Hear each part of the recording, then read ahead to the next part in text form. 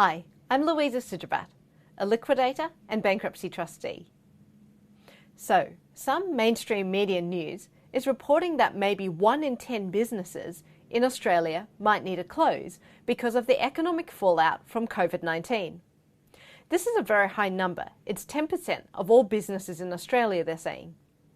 This may well be the case because it only takes a look around to see how many businesses are hurting as a result of what's happening with lockdowns and all the economic implications from COVID-19, despite the government rescue packages.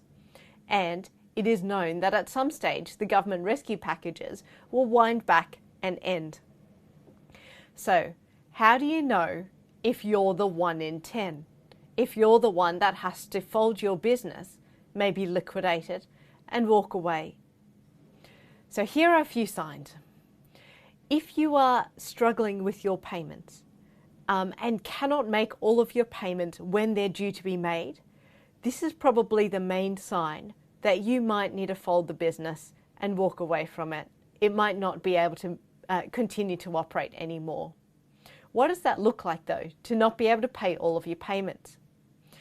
It probably means that you've already negotiated as many payment plans as anyone will possibly give you, whether that's with suppliers, the tax office, energy, electricity, utility companies, phone bills, credit cards. You've probably approached your bank or financier to try and get payment freezes or extended very low amount payment plans each week or month.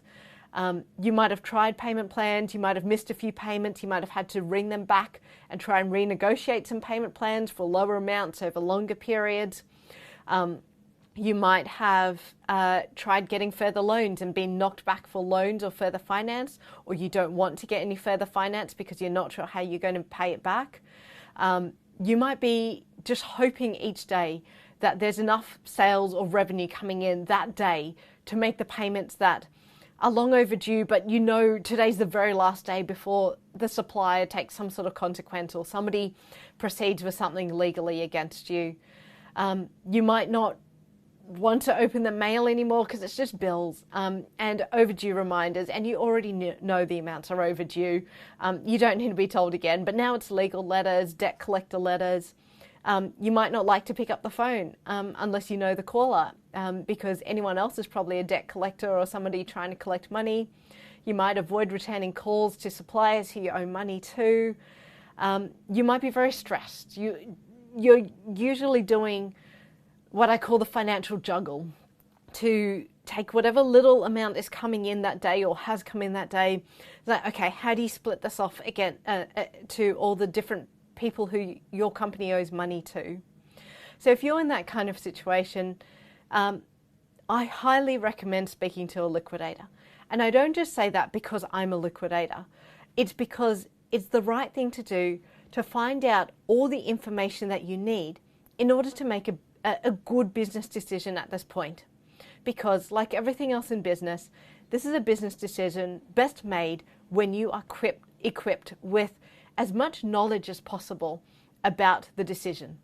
So just because you speak to a liquidator doesn't mean you have to go ahead and liquidate your company then or even at any point in the future. But what I recommend doing is getting all the information so that you can make a good decision. So if liquidation happens, what are the consequences?